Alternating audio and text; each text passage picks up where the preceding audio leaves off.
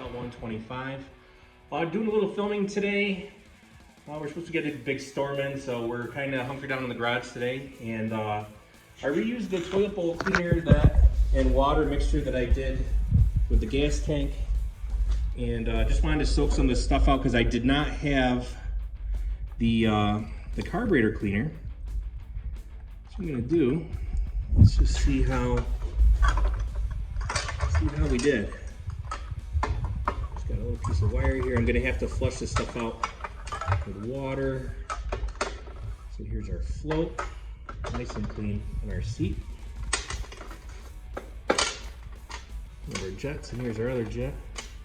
Well, now there is still some varnish in there, but it definitely broke up and dissolved a lot of this stuff. So this is good. The outside of the carb is nice and clean. Actually, let's grab a piece of paper towel just to see how this is going to shine up. Oh yeah, it's interesting. The dark spot on there. All right, so we're off to a good start.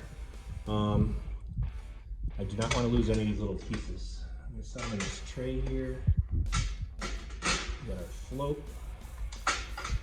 Here's our carburetor. Wow, what a difference. Look how clean this thing is. Not perfect, but definitely much improved. So I'm going to take these off of here. And I'm going to rinse real good with water.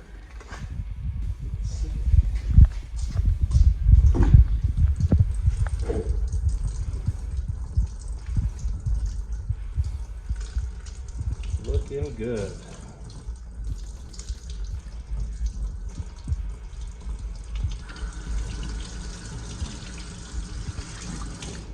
All right, so there's the carburetor. Now from yesterday to today, what a difference. This thing is just night and day difference as far as being cleaner than it was. Not perfect, but definitely better. I'm gonna do the same thing with the bowl. It's pretty cruddy, but we're gonna try and get this guy a lot better.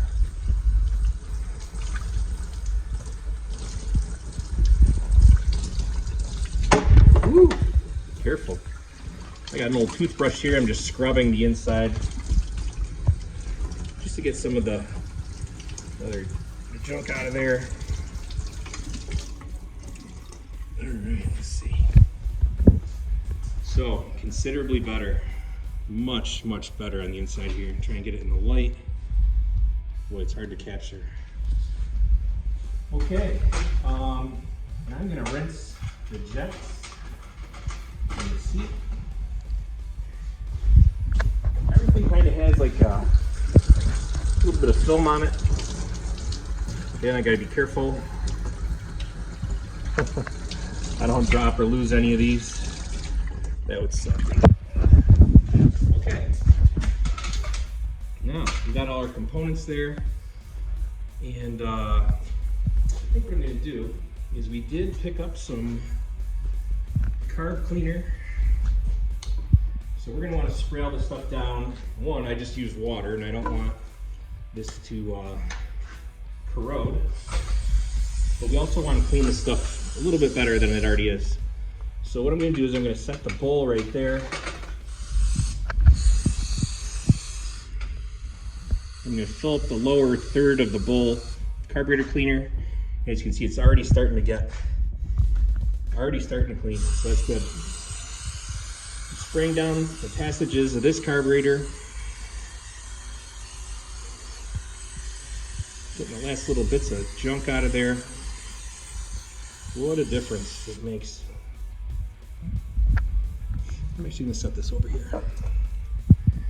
And the float. Set that over there. And our jets. I'm actually going to let our jets soak down in the bowl here. And our seat. And I'm going to add some more carb cleaner to it.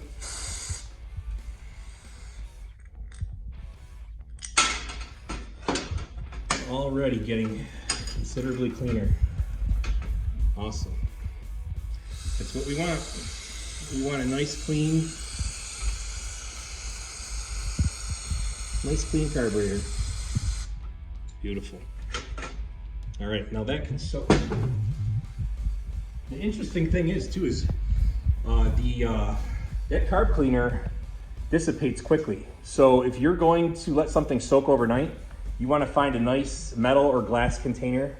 Some plastics don't do well with carb cleaner, but it will dissipate and dry out, and you'll just have a big film, and it won't, you'll lose what you got. So there's just a quick video just showing the carburetor. Wow, I can't believe how clean that is. Amazing. And this is raw. I mean, this is, I'm actually gonna hit it with some WD because, wow, we got a brand new can here. Just gonna hit the outside of this real quick. Hit the inside real quick.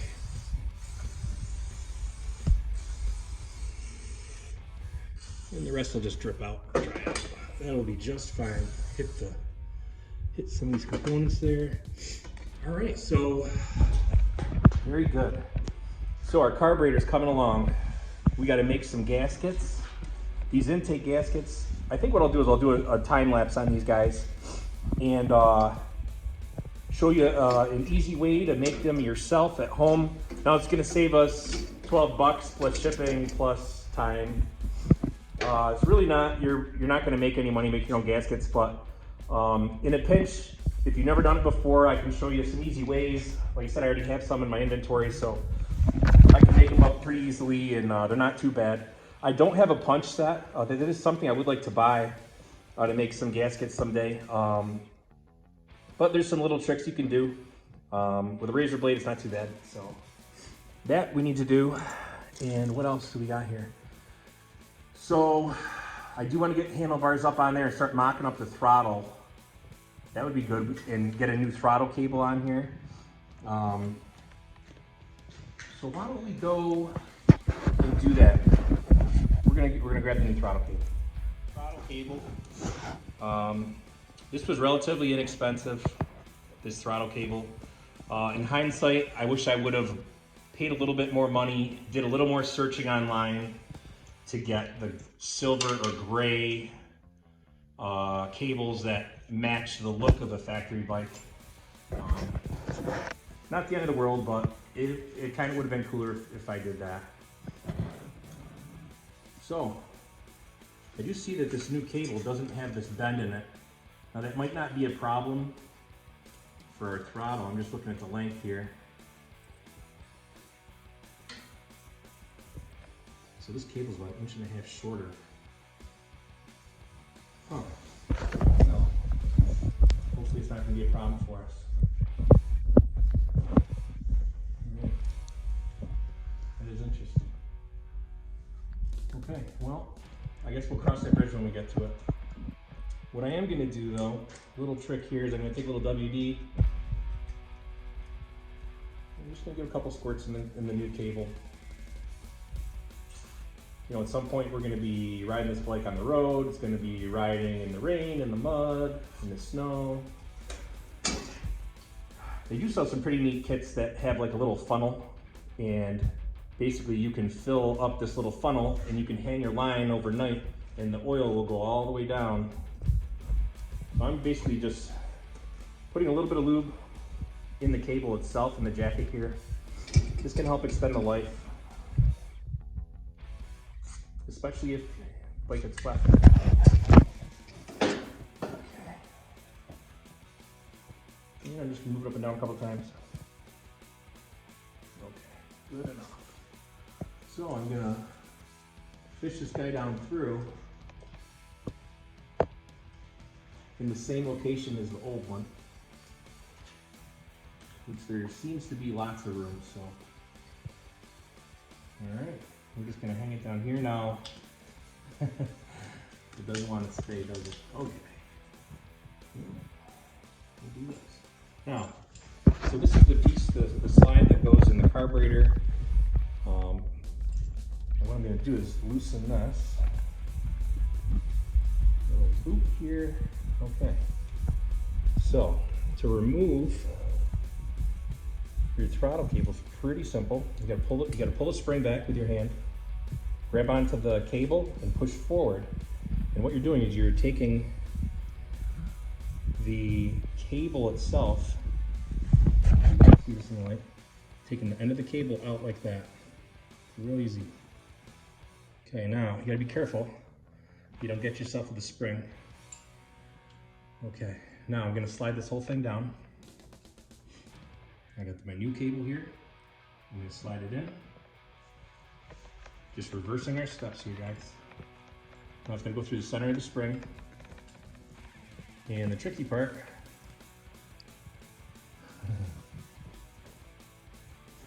okay, now, I'll just drop it. Okay, so hopefully you guys can see okay. All right, so what I'm gonna do, I got my spring. I get the wire of the cable through the center of the spring. Now I'm doing the same thing, I'm going backwards. You gotta really use your vice grip fingers. All right, now I'm gonna take my slide. I'm gonna hook it in. I'm gonna slowly get my spring back on there, and there we go. We are ready to reassemble into the carburetor. Now there's a little WD on here from the cable, which is good. It's gonna lubricate our slide just a little bit. Just enough, just wiped on by hand. And now our carburetor, wow, this thing's super clean. So the acid did a real good job. It basically etched this aluminum. Did a good job. So we have our new throttle cable on. Next steps, I think, for our next video, what we're gonna do is we're gonna mock up the handlebars. We're gonna get the controls on. We're gonna get the clutch and the brake lever perches on there. We'll get the kill switch and the controls, the headlight switch, all that good stuff on there. We'll get the bars just mocked up. As you know from a few videos ago, the bars are bent. So we've been looking online, looking at a couple options. There's a couple aftermarket chrome bars that look pretty decent, and they're reasonably priced. So I think we're gonna go with them. OEM bars are going for between 250 and 300 bucks that I can find out. So again, this isn't gonna be a show quality build, but we're gonna do our best to bring it back to as close to the factory look that everyone loves, and the way it was originally. So we will be doing that. We'll get that mocked up, and I'm gonna let the carburetor soak for a while, and then in the next video we'll do carburetor reassembly. We'll get the carburetor mount on the bike. We'll do a time lapse of those gaskets, show you little tricks with a small X-Acto razor blade, and we'll keep going. This is getting really close to running. Oh, we went to Runnings today, and we got some hardware. I could not believe the selection. It was, I don't know if you guys remember, but on here, if we go around the other side, let's go over here real quick. On our new points and condenser, actually just on the, we did replace the condenser, but on the points here, some of you guys remember excuse me, not the threads, but the Phillips screw that was on the bike. Someone had messed with them in the past, and these were nearly stripped out. So very happy to find these. These are, I believe they're 7mm. Very happy to find those right in the rack. And then this is that bolt from yesterday's video where we had to grind out the petcock to get the screw out. The only thing, and maybe we can check this now quick.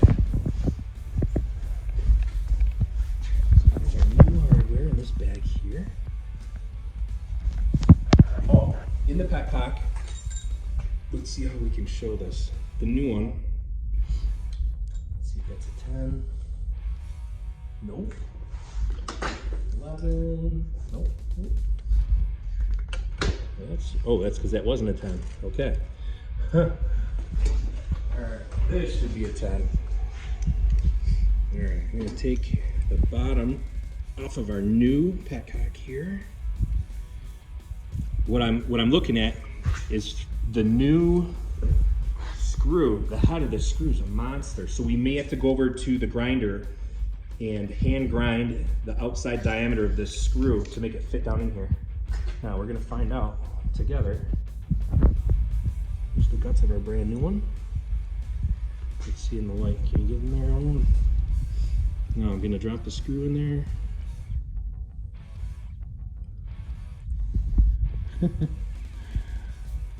Oh my God, look at that. This is very hard to see. But the the head of the screw just fits in the casting. It is hitting. That is amazing. So, and as you can see, the bottom of the screw doesn't protrude from the bottom. Oh my God. That's gonna be a problem, guys. So, what that is telling me is possibly our new petcock is slightly longer. Wow, that's interesting. I wonder if I have the piece that I ground out yesterday.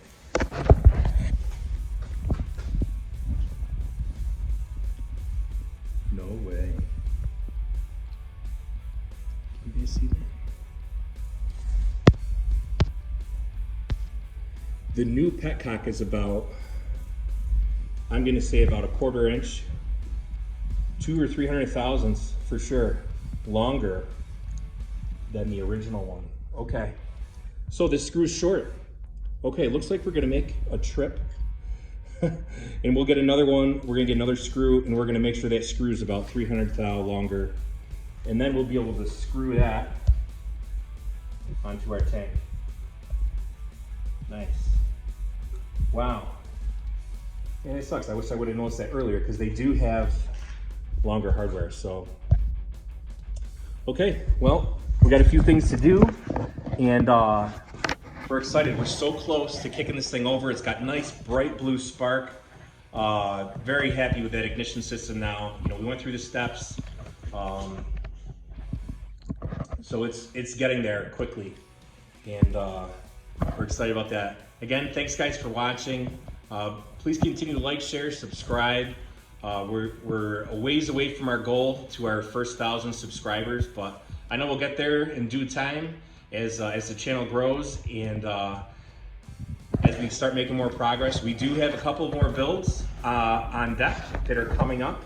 So as soon as we're done with this, we have a handful of other projects that we're gonna start. One of them, which is the shop truck. So shop truck videos will be coming and we're excited about that too. So thanks again, guys. We'll catch you soon.